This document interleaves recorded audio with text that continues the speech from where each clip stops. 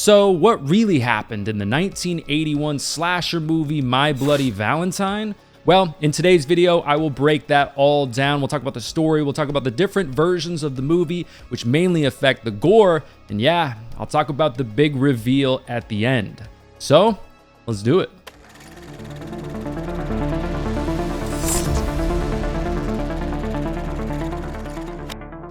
What is up, everybody? Welcome to Mad Blood. Like I mentioned earlier, I'll be breaking down everything in the 1981 Canadian cult classic slasher movie My Bloody Valentine. And in the uncut, unrated version, they definitely earned putting bloody in the title because this movie has some of the craziest and goriest kills you'll see in any 80s slasher, which were extremely cut down in most of the versions of this movie that you'll see.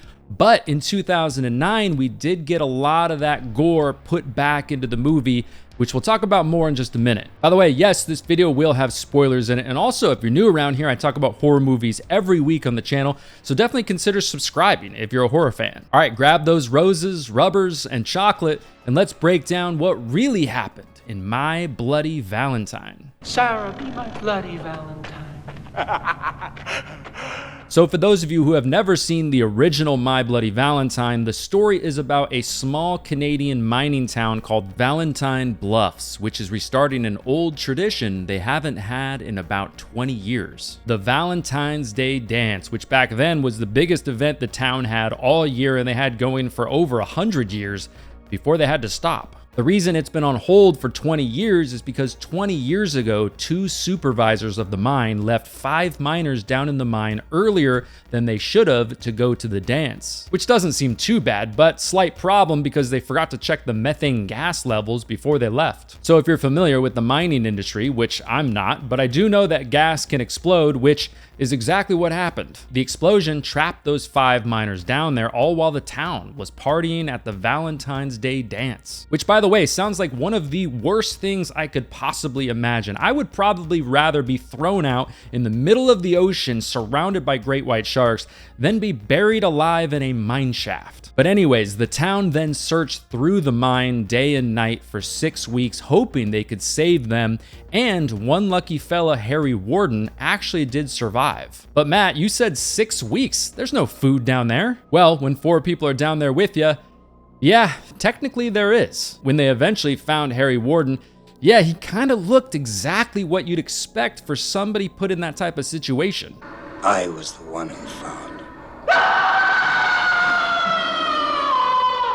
And yes, Harry had to eat the other miners just to survive, which, not surprisingly, made him pretty crazy. After this, he spent the next year in the state mental hospital, but 1 year later, he returned on Valentine's Day, thirsting for some blood and some revenge. Of course, he had to start off by killing those 2 supervisors that left them down there the year before. Which the only kill we do see is this fella right here getting the pickaxe right in the chest.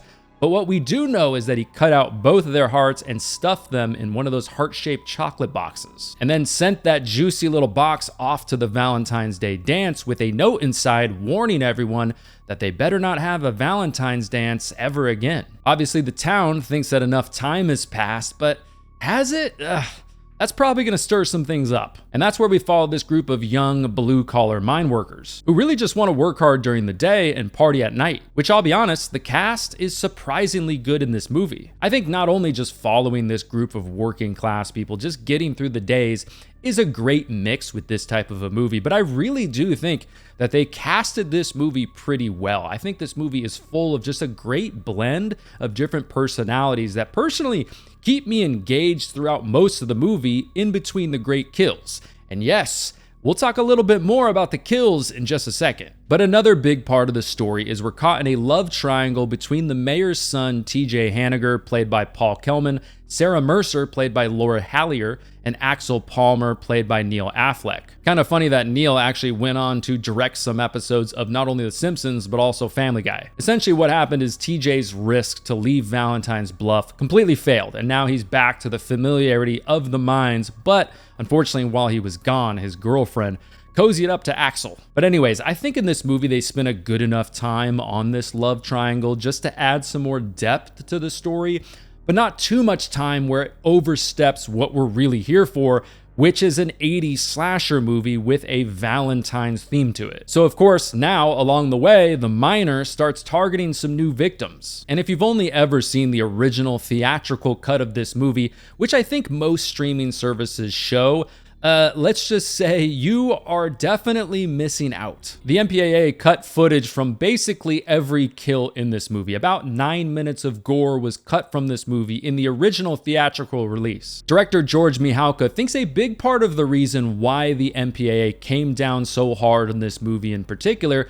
was because of mainly just timing, because shortly before they screened the movie, John Lennon was murdered in December of 1980, which definitely caused a big moral panic at the time, and a lot of people were pointing towards violence in movies for stuff that happened like this. But in 2008, Lionsgate licensed the home video release of this movie when it made the remake, and in 2009, under license from Paramount, Lionsgate released a version with some of the gore back in it as it was originally intended, which you can also see in some of the 4K releases of the movie as well. And man, it is some of the best gore you'll ever see in any 80s slasher. Especially this guy Happy, who gets the pickaxe through the throat and also through the eye hole. But the miner's really just out to get anyone that gets in his way of stopping this town from celebrating Valentine's. Case in point, even sweet little Mabel gets it in the laundromat, which the chief finds and opens up the dryer to find out that dryer was definitely set to extra toasty. Now, since the mayor and the chief just end up deciding, okay, we gotta cancel the dance this year, we gotta do it.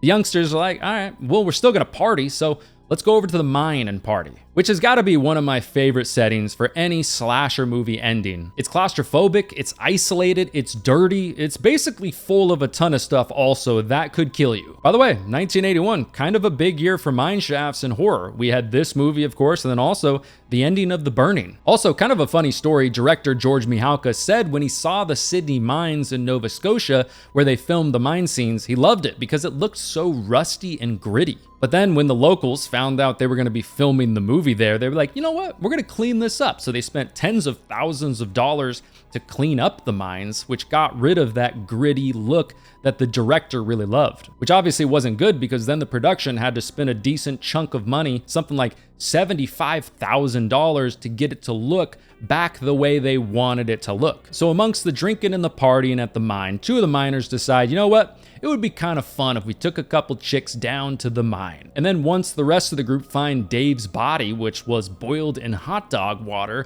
TJ and Alex decide to head down there to go and rescue them because they're pretty sure Harry Warden is probably down there. Down in the mine, we get some more fun kills, including this guy Howard, who gets hung so bad that his head just falls off. And eventually, TJ and Sarah get cornered with the killer and have to fight him off. Now, this is a little bit of a nitpick, but I do think the fight between them could have been a little bit better. But they end up in this small tunnel, and right as the miner is about to stab TJ, Sarah pulls off his mask and reveals that it's not Harry Warden. It's actually Axel Palmer, who happened to be the son of one of the supervisors that we saw get killed earlier in the movie. It just so happened that he happened to be hiding under the bed and witness his dad getting murdered. But I know for a lot of people, the Axel reveal is a little bit predictable, but for me, I like it. Is it incredible? No, I wouldn't say that, but I do think it gets the job done. I also bet there's a part of TJ that's probably pretty happy that this love triangle will finally be over. Also, throughout the movie, I could just feel that something was just kind of off about Harry Warden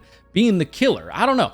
Something just didn't feel right. I also love this angle that they took with Harry. There's this mystery as the movie goes along. So he was committed 20 years ago, but now the hospital doesn't have any record of him. I don't know, there's something about that that just makes me want to stick around and find out what happened. But back to the movie. So TJ then hits Axel with a rock, and then the room collapses right as the sheriff and the others show up. TJ tells his dad, Mayor Hanniger, and Chief Newby that, guys, it's not Warden. The chief says that he knows because he got a call from the hospital earlier that day that told him that Harry had died 5 years ago. Then TJ tells them that it was Axel, and then they have this look on their face like, damn, that actually kind of does make sense because of what happened to his dad. Oh yeah, and Axel's still alive. Sarah even runs in there to get one more moment with him and grabs his hand, which apparently he's in the process of cutting off. It's like, damn, man. You're already that hungry? Should have dug into those boiled hot dogs when you had a chance. Then Axel scampers away maniacally, yelling Harry Warden and himself will return to kill them all, and asks Sarah to be his bloody Valentine. Some really creepy stuff, and actually kind of reminds me of some of the unhinged stuff Billy, the killer in Black Christmas, would say in that movie. Another just absolutely iconic Canadian slasher. Now, to me, on one hand, some stuff in this movie isn't super unique. Even the mayor and the chief of police are kind of just like copies of Chief Brody and Mayor Vaughn from Jaws. That's not to say I don't think they're good. I actually think Mayor Hanniger and Chief Newby are both great in this. But to me, I just think it's a simple premise executed really well and definitely has enough in it to make it stand out amongst the other 80s slashers. Like I said earlier, I actually really like the cast in this movie. And yeah, just the overall look of the killer in this gas mask and this mining outfit is also one of the most iconic parts of this movie. In a weird way, it actually kind of reminds me of the look of the killer in The Prowler, which is a movie that came out a few months after this one. Of course, not the mask, but both of them look like an outfit that could have been worn in a war somewhere. I also really like that the gas mask and the mining gear isn't just exclusively worn by the killer in the movie. We see other characters wearing the same thing, which I think it adds to the mystery of the killer's identity. I also really like the angle that at one point, this was probably a pretty normal guy, but because of what happened to him, he just completely spiraled out of control into insanity. I also think this movie does a great job injecting some of those things that made Friday the 13th and Halloween great, but also adding just enough of its own flavor to make this movie stand out. And yeah, critics are never really gonna love this movie. Critics have always been pretty harsh on horror just in general anyways. So of course, a website like Rotten Tomatoes is gonna give this movie a 58%, which is actually not that bad for a slasher movie. But other slasher movies like I Know What You Did Last Summer are rated worse. Child's Play 2 is rated worse. Even the original Halloween 2 is rated way worse than this movie, which, by the way, the score for Halloween 2 is always going to be a Rotten Tomatoes score that, will make me pretty mad. But even people like Quentin Tarantino have said that the original My Bloody Valentine is his favorite slasher movie ever. So yeah, even though this movie was a financial failure when it came out, especially when you compare it to the big success of a movie like Friday the 13th, but horror fans with this movie have just loved it even more and more as the years go on. And up until today, this movie has without a doubt withstood the test of time even 44 years later, and in my opinion will remain a cult classic throughout the rest of my life and probably much longer. But there you go, everybody. That is what really happened in My Bloody Valentine. Thanks so much for watching. If you want some more videos from me right now, go ahead and check out one of these videos next to me. If you don't want to miss future videos, then make sure you subscribe. That is the best way to do that. But again, everybody, thanks so much for watching. My name is Matt, and I will talk to you in the next one.